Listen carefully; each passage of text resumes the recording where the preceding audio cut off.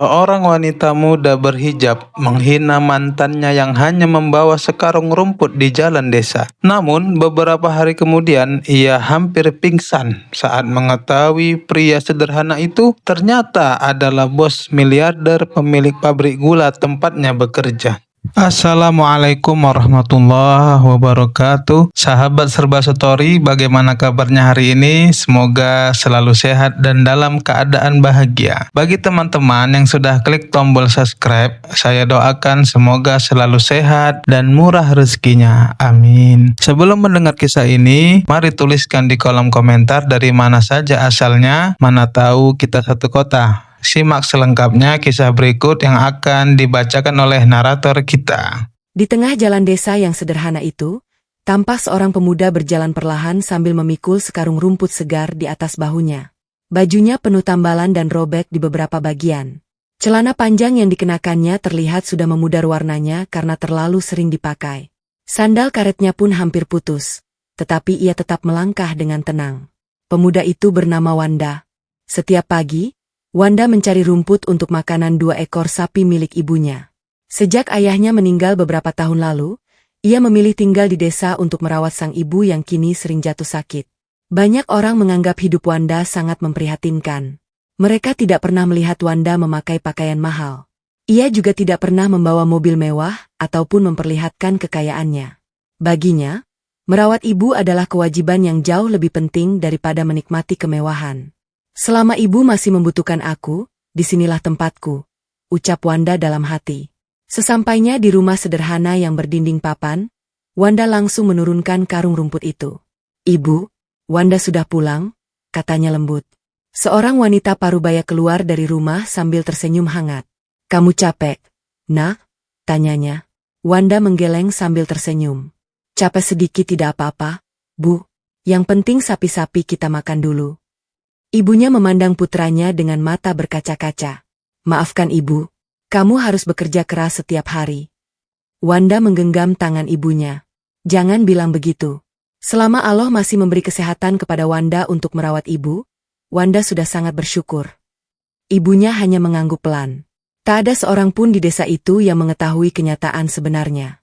Wanda bukanlah pemuda miskin seperti yang mereka kira. Ia adalah pewaris sekaligus pemilik sebuah pabrik gula terbesar di kabupaten tersebut. Nilai perusahaan itu mencapai ratusan miliar rupiah. Namun, sejak ibunya jatuh sakit, Wanda mempercayakan seluruh operasional perusahaan kepada pamannya, Pak Slamet, yang selama ini terkenal jujur dan berpengalaman.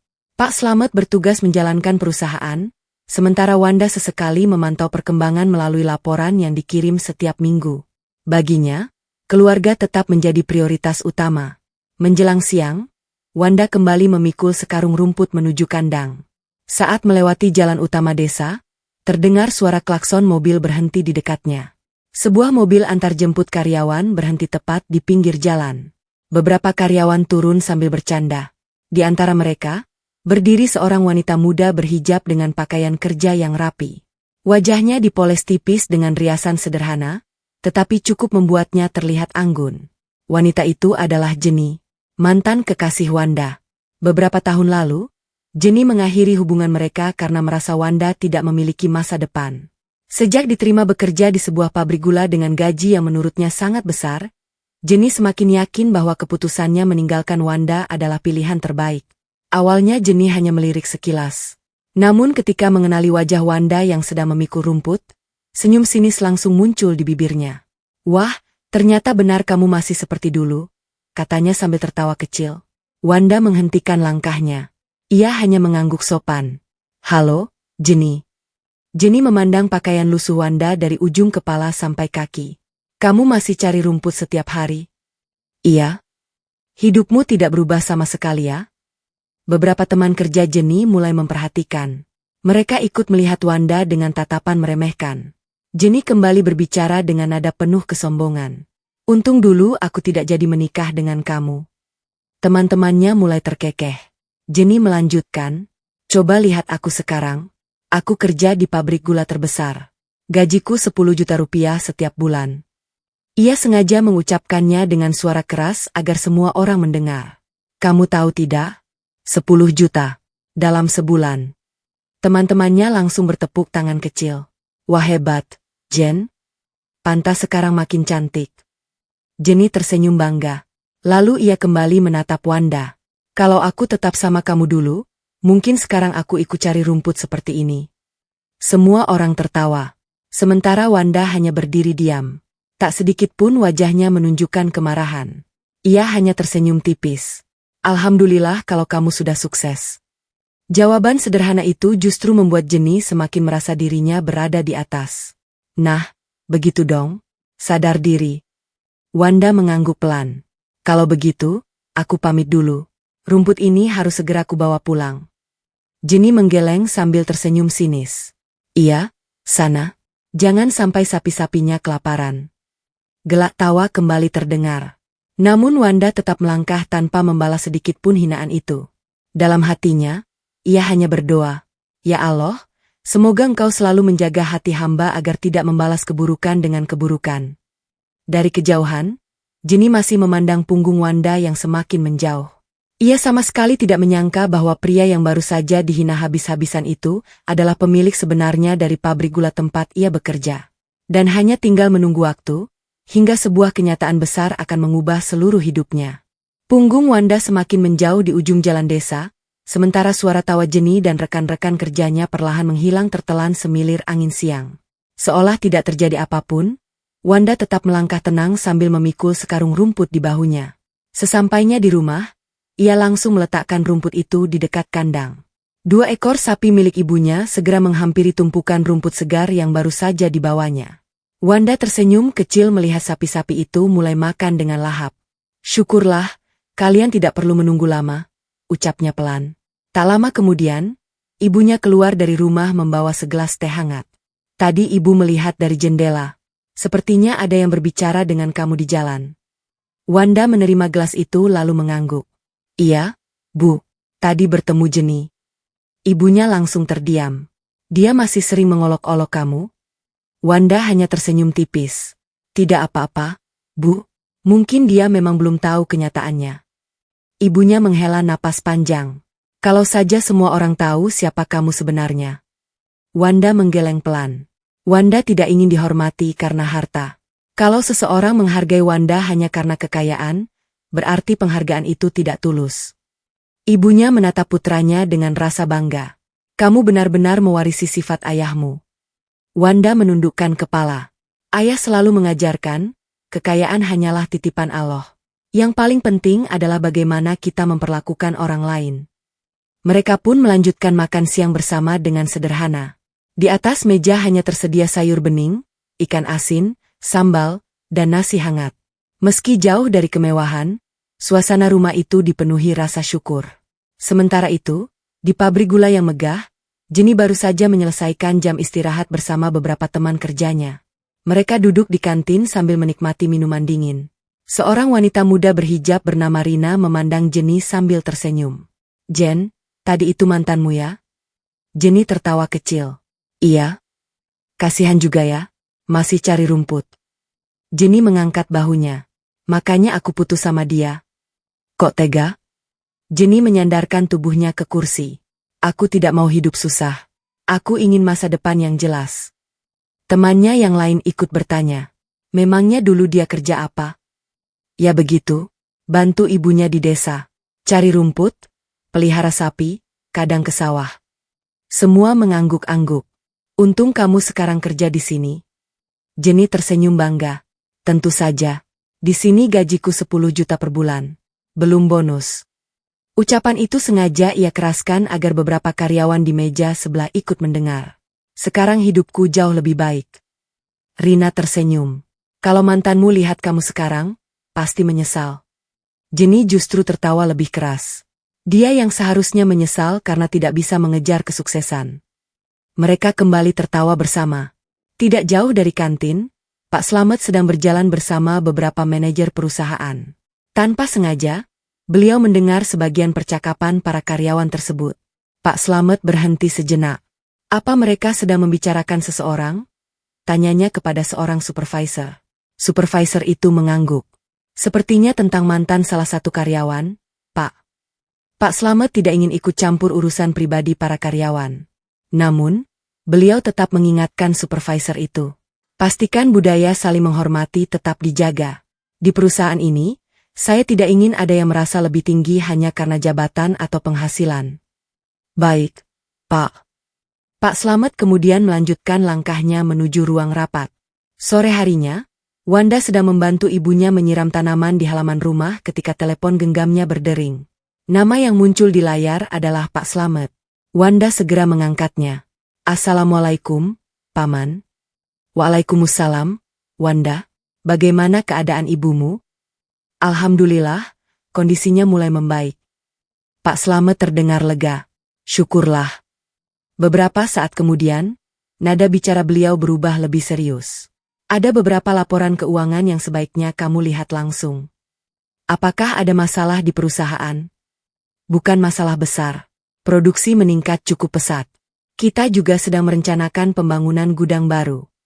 Wanda tersenyum. Itu kabar baik. Iya, tapi beberapa keputusan tetap membutuhkan persetujuan pemilik perusahaan. Wanda terdiam beberapa saat. Ia memang sudah hampir 3 bulan tidak mengunjungi pabrik. Semua berjalan lancar karena Pak Slamet adalah sosok yang sangat dapat dipercaya. Namun, sebagai pemilik perusahaan, sudah waktunya ia melihat kondisi di lapangan secara langsung. Baik, Paman. Kapan kamu bisa datang? Mungkin beberapa hari lagi. Pak Slamet terdengar senang. Semua manajer pasti senang bertemu denganmu. Tolong jangan beritahu siapapun dulu. Pak Slamet tersenyum di balik telepon. Kamu masih ingin datang diam-diam? Iya. Baiklah, Paman mengerti. Setelah sambungan telepon berakhir, Wanda memandang langit sore yang mulai berubah jingga. Ia tidak pernah membayangkan bahwa kunjungannya nanti akan menjadi awal terbukanya sebuah rahasia besar yang selama ini tersimpan rapat. Di sisi lain, Jenny sama sekali tidak mengetahui bahwa pria yang pagi tadi ia hina di depan banyak orang akan segera datang ke pabrik. Bukan sebagai tamu, bukan pula sebagai pelamar kerja, melainkan sebagai pemilik sah seluruh perusahaan yang selama ini memberinya penghasilan dan kebanggaan. Sebagai pemilik sah seluruh perusahaan yang selama ini memberi penghasilan dan kebanggaan kepada Jenny, kedatangan Wanda ke pabrik hanyalah tinggal menunggu waktu. 2 hari kemudian, matahari baru saja naik ketika Wanda bersiap berangkat dari rumah. Seperti biasa, ia lebih dahulu membantu ibunya menyiapkan sarapan dan memberi makan sapi-sapi di kandang. Ibunya memperhatikan putranya yang kini mengenakan kemeja putih sederhana dipadukan dengan celana kain hitam. Penampilannya jauh lebih rapi dibanding biasanya, tetapi tetap tidak menunjukkan kesan berlebihan. Kamu benar mau ke pabrik hari ini, Nak? Tanya sang ibu. Wanda mengangguk. Iya, Bu. Sudah cukup lama Wanda tidak melihat keadaan perusahaan secara langsung. Ibunya tersenyum lembut. Jaga kesehatan. Jangan terlalu memikirkan pekerjaan. Insyaallah, Bu. Setelah urusan selesai, Wanda langsung pulang. Sebelum berangkat, Wanda mencium tangan ibunya dengan penuh hormat. Doakan Wanda. Semuanya semoga dimudahkan oleh Allah. Amin. Tak lama kemudian, sebuah mobil berwarna hitam berhenti di depan rumah. Mobil itu dikirim khusus oleh Pak Slamet untuk menjemput Wanda. Beberapa tetangga yang melihat hanya mengira mobil tersebut milik kenalan atau saudara jauh. Tidak ada yang menyangka bahwa mobil itu datang untuk menjemput pemilik perusahaan terbesar di daerah mereka. Sekitar 1 jam perjalanan, mobil memasuki halaman pabrik gula yang berdiri megah dengan bangunan modern dan cerobong tinggi yang terus beroperasi. Begitu mobil berhenti di depan gedung utama, Pak Slamet sudah menunggu bersama beberapa manajer senior. Beliau segera berjalan menghampiri, lalu menyambut Wanda dengan senyum penuh hormat. Selamat datang, Wanda. Wanda tersenyum hangat. Bagaimana kabarnya, Paman? Alhamdulillah, sehat. Pak Slamet lalu menyalami Wanda dengan penuh rasa hormat. Para manajer yang berdiri di belakangnya ikut memberikan salam. Selamat pagi, Pak Wanda. Selamat datang, Pak. Wanda membalas sapaan mereka satu persatu. Pagi semuanya. Terima kasih sudah menjaga perusahaan ini dengan baik. Seorang manajer produksi berkata dengan tulus. Kami senang akhirnya Bapak bisa datang lagi. Di kejauhan, beberapa karyawan yang sedang berjalan menuju area produksi mulai memperhatikan suasana itu. Mereka saling berbisik. Siapa ya tamu itu?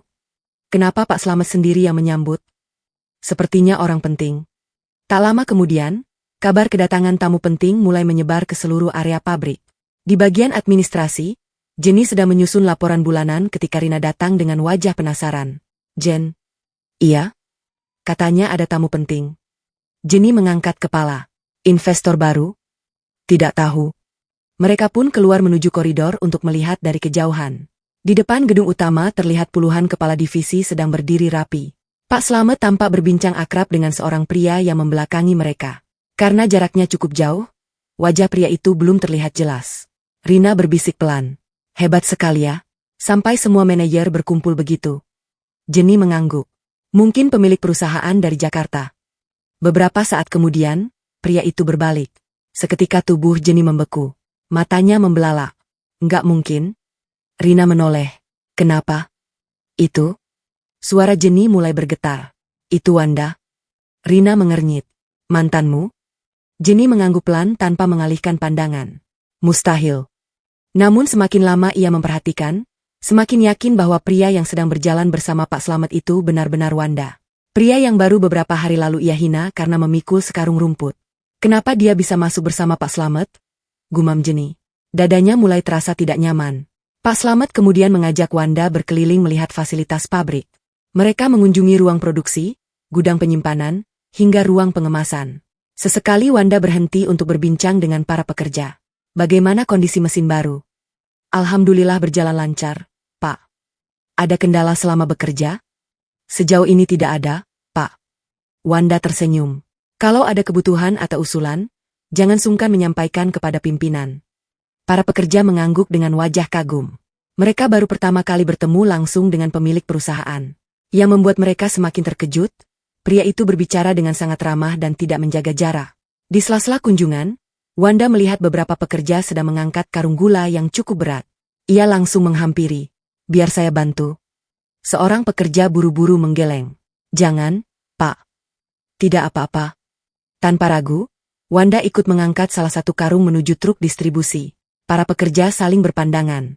Belum pernah mereka melihat seorang pemilik perusahaan mau turun langsung membantu pekerjaan seperti itu. Salah seorang pekerja berbisik kepada temannya. Pantas perusahaan ini terus maju. Iya, bosnya rendah hati. Sementara itu, Jenny masih memperhatikan dari balik jendela kantor. Semakin lama, rasa cemas memenuhi pikirannya. Ia mulai mengingat setiap kalimat yang pernah ia ucapkan kepada Wanda. Ucapan tentang pakaian lusuh. Ucapan tentang mencari rumput. Ucapan bahwa hidup Wanda tidak akan pernah berhasil. Semuanya kembali terngiang di kepalanya. Jangan-jangan, Jenny mulai menarik napas panjang. Tidak mungkin. Namun rasa penasarannya sudah tidak bisa dibendung lagi. Ia memutuskan berjalan menuju aula utama, tempat seluruh kepala divisi mulai berkumpul. Tak lama kemudian, Pak Slamet berdiri di depan para karyawan yang telah memenuhi ruangan. Beliau memegang mikrofon dan tersenyum. Selamat siang semuanya. Ruangan langsung hening. Hari ini saya ingin memperkenalkan seseorang yang selama ini mungkin belum pernah kalian kenal secara langsung. Jenny menelan ludah. Jantungnya berdegup semakin cepat. Pak Slamet melanjutkan dengan suara tegas. Beliau adalah pendiri sekaligus pemilik sah pabrik gula ini. Sosok yang selama bertahun-tahun memilih hidup sederhana dan mempercayakan operasional perusahaan kepada saya. Pak Slamet lalu mempersilakan Wanda maju ke depan. Dengan langkah tenang, Wanda berdiri di samping pamannya. Senyumnya tetap hangat seperti biasa. Kemudian terdengar kalimat yang membuat seluruh ruangan seakan berhenti bernapas. Perkenalkan, inilah Bapak Wanda, pemilik seluruh pabrik gula ini. Dalam sekejap, aula dipenuhi keheningan. Semua mata tertuju kepada Wanda. Sementara di barisan belakang, wajah Jenny berubah pucat. Lututnya terasa lemas, dan tubuhnya hampir kehilangan keseimbangan ketika akhirnya ia menyadari satu kenyataan yang tak pernah terlintas di benaknya. Pria yang ia hina di jalan desa sambil memikul sekarung rumput ternyata adalah bos besar yang selama ini membayar gajinya setiap bulan. Pria yang ia hina di jalan desa sambil memikul sekarung rumput ternyata adalah bos besar yang selama ini membayar gajinya setiap bulan. Jenny berdiri membeku di barisan belakang aula. Wajahnya yang semula dipenuhi rasa bangga kini berubah pucat. Tangannya mulai gemetar, sementara napasnya terasa berat. Ia menundukkan kepala, tidak lagi berani menatap ke arah Wanda. Di sisi lain, para karyawan mulai saling berbisik. Jadi itu pemilik perusahaan kita. Pantas Pak Slamet sangat menghormatinya. Aku benar-benar tidak menyangka. Beliau masih mau hidup sederhana di desa. Beberapa karyawan yang sempat mendengar Jenny menghina Wanda di jalan desa mulai saling berpandangan. Mereka mengingat dengan jelas bagaimana Jenny menertawakan pria yang kini berdiri di depan seluruh perusahaan sebagai pemilik sah pabrik gula. Rina menoleh pelan ke arah Jenny. Jen, itu benar mantanmu? Dengan suara lirih, Jenny menjawab. Iya. Rina menghela napas panjang. Kamu bilang dia cuma pencari rumput. Air mata mulai menggenang di pelupuk mata Jenny. Aku tidak tahu. Sementara itu, Wanda mulai memberikan sambutan singkat kepada seluruh karyawan. Assalamualaikum warahmatullahi wabarakatuh. Waalaikumsalam warahmatullahi wabarakatuh, jawab seluruh karyawan serempak. Wanda tersenyum ramah. Terima kasih atas kerja keras Bapak dan Ibu selama ini. Saya mungkin jarang datang ke perusahaan karena harus merawat ibu saya di desa. Namun saya selalu mengikuti perkembangan pabrik melalui laporan dari Pak Slamet. Semua karyawan mendengarkan dengan penuh perhatian. Perusahaan ini bisa berkembang bukan karena saya seorang, melainkan karena kerja sama semua orang yang ada di dalamnya. Beberapa karyawan menganggukkan kepala. Saya berharap kita semua saling menghormati. Jangan pernah menilai seseorang dari pakaian yang dikenakan, dari kendaraan yang dipakai, ataupun dari pekerjaannya. Kalimat itu membuat dada Jenny semakin sesak. Ia merasa seolah setiap kata yang diucapkan Wanda sedang menyentuh hatinya. Wanda melanjutkan, di luar sana mungkin kita bertemu seseorang dengan penampilan sederhana. Bisa jadi orang itu memiliki hati yang jauh lebih kaya daripada kita. Suasana aula menjadi sangat hening. Tak sedikit karyawan yang mulai merenungkan ucapan tersebut. Setelah acara selesai, para karyawan kembali ke bagian masing-masing. Namun Jenny tidak mampu menggerakkan kakinya. Ia terus berdiri di tempat dengan kepala tertunduk. Rina memegang lengannya. Kalau aku jadi kamu, aku akan meminta maaf. Jenny mengangguk perlahan. Aku harus bertemu beliau. Dengan langkah yang terasa berat, Jenny berjalan menuju ruang kerja utama tempat Wanda sedang berbincang bersama Pak Slamet dan beberapa manajer. Sesampainya di depan pintu, ia berhenti. Tangannya bergetar ketika hendak mengetuk pintu. Tok, silakan masuk. Terdengar suara Pak Slamet. Jenny membuka pintu perlahan. Semua mata langsung tertuju kepadanya. Ia menundukkan kepala dalam-dalam. Maaf mengganggu. Pak Slamet mempersilakan Jenny masuk. Ada keperluan apa? Belum sempat menjawab, air mata Jenny sudah lebih dulu mengalir. Ia berjalan beberapa langkah mendekati Wanda. Lalu, tanpa mampu menahan rasa bersalah, Jenny menundukkan badan. Pak Wanda, saya ingin meminta maaf. Ruangan menjadi sunyi. Saya sudah menghina Bapak. Saya menertawakan Bapak di depan teman-teman saya. Saya benar-benar tidak tahu kalau Bapak adalah pemilik perusahaan ini. Suara Jenny mulai tersendat karena tangis. Saya menyesal. Ia mengusap air matanya berkali-kali. Saya siap menerima apapun keputusan Bapak. Pak Slamet memperhatikan Jenny dengan wajah serius. Beliau masih mengingat laporan dari beberapa karyawan yang menyaksikan kejadian di jalan desa. Dengan nada tegas beliau berkata, Jenny, seorang karyawan tidak hanya dinilai dari hasil pekerjaannya. Sikap dan akhlaknya juga menjadi bagian dari penilaian perusahaan. Jenny semakin menundukkan kepala. Saya mengerti, Pak. Pak Slamet melanjutkan. Kalau seseorang mudah merendahkan orang lain hanya karena penampilannya, itu menunjukkan masih ada yang harus diperbaiki dalam dirinya. Air mata Jenny terus mengalir. Saya salah, Pak. Salah seorang manajer yang ikut hadir berkata pelan. Perusahaan memiliki aturan mengenai etika dan perilaku karyawan. Sikap seperti itu tentu tidak bisa dianggap sepele. Mendengar kalimat tersebut, tubuh Jenny semakin lemas. Dalam benaknya hanya ada satu ketakutan. Ia akan kehilangan pekerjaan yang selama ini menjadi kebanggaannya. Pekerjaan yang selalu ia pamerkan kepada semua orang. Dengan suara yang hampir tidak terdengar, ia berkata, kalau saya dipecat, saya akan menerima. Ruangan kembali hening. Semua orang menunggu keputusan Wanda. Pak Slamet memandang ke arah keponakannya. Wanda, keputusan ada di tanganmu. Wanda yang sejak tadi duduk dengan tenang perlahan berdiri. Ia berjalan mendekati Jenny yang masih menundukkan kepala. Jenny bahkan tidak berani mengangkat wajahnya.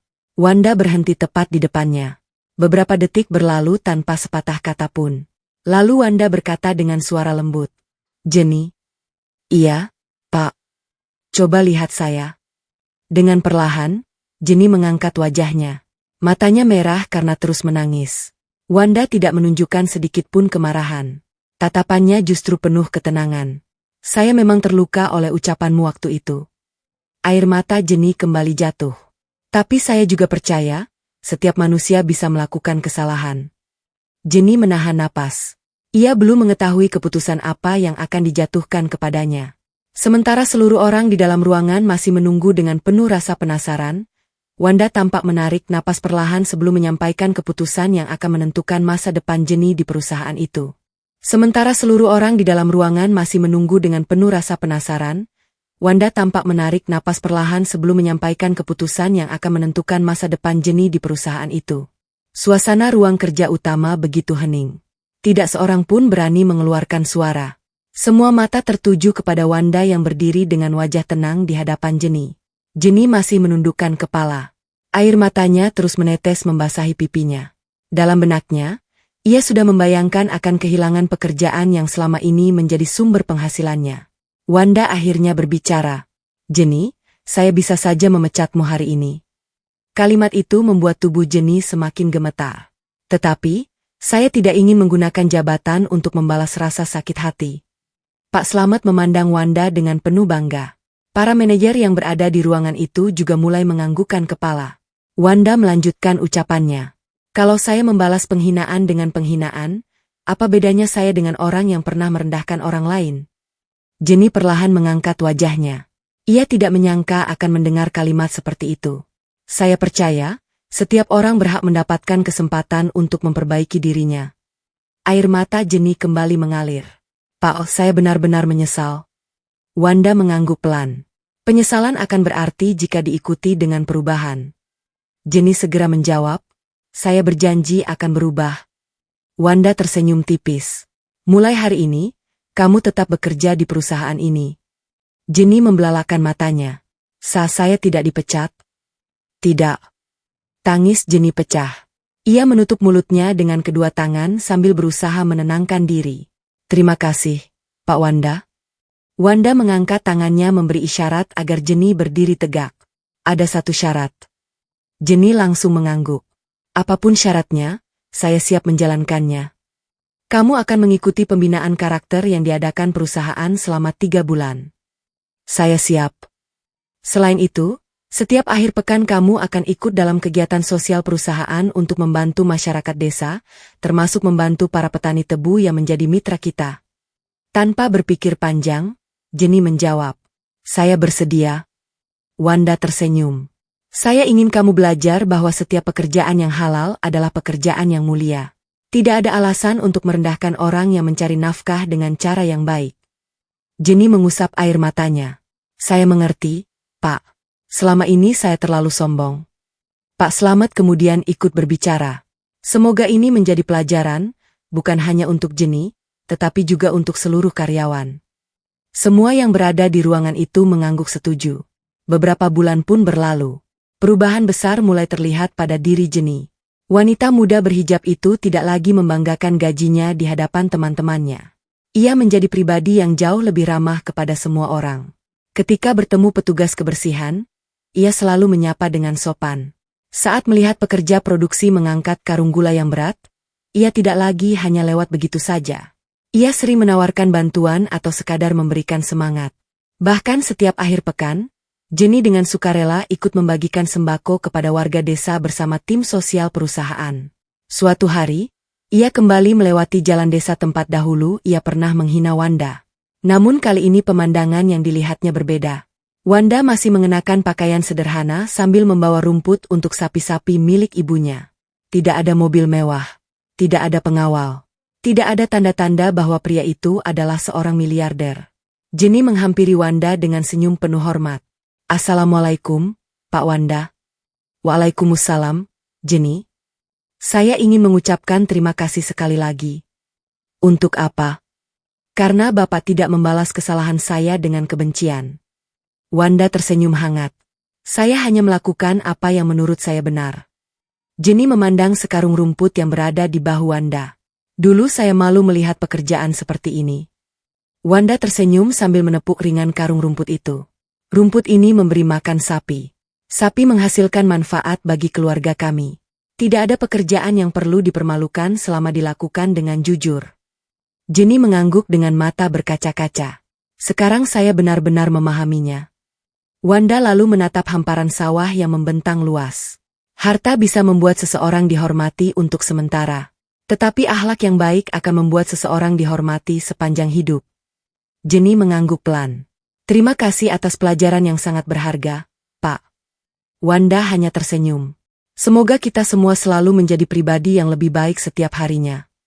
Sejak saat itu, nama Wanda semakin dikenal, bukan karena kekayaannya, melainkan karena kerendahan hati dan kasih sayangnya kepada sesama. Di bawah kepemimpinannya bersama Pak Slamet, pabrik gula terus berkembang menjadi perusahaan yang maju sekaligus peduli terhadap masyarakat sekitar. Banyak program sosial dijalankan untuk membantu petani, anak-anak yatim, dan warga yang membutuhkan. Sementara itu, Jenny benar-benar membuktikan penyesalannya dengan perubahan sikap yang nyata. Ia bekerja dengan penuh tanggung jawab dan tidak pernah lagi memandang rendah siapapun, apapun pekerjaannya. Di desa itu, kisah Wanda menjadi pelajaran yang terus dikenang oleh banyak orang. Bahwa pakaian sederhana tidak pernah menentukan nilai seseorang. Bahwa jabatan dan kekayaan bukan alasan untuk menyombongkan diri. Dan bahwa memaafkan, ketika memiliki kekuatan untuk membalas, adalah tanda kemuliaan hati yang sesungguhnya. Jangan pernah menilai seseorang dari penampilannya. Kekayaan, jabatan, dan kemewahan hanyalah titipan dari Allah yang dapat berubah kapan saja. Namun, kerendahan hati, kejujuran, dan akhlak yang baik akan selalu meninggalkan jejak kebaikan di hati banyak orang. Belajarlah menghormati setiap orang, karena kita tidak pernah tahu siapa mereka sebenarnya dan ujian apa yang sedang mereka jalani. Disclaimer. Kisah ini hanyalah cerita fiksi yang dibuat untuk memberikan inspirasi dan hikmah. Segala nama, tokoh, tempat, maupun peristiwa dalam cerita ini tidak dimaksudkan untuk menggambarkan orang atau kejadian yang sebenarnya.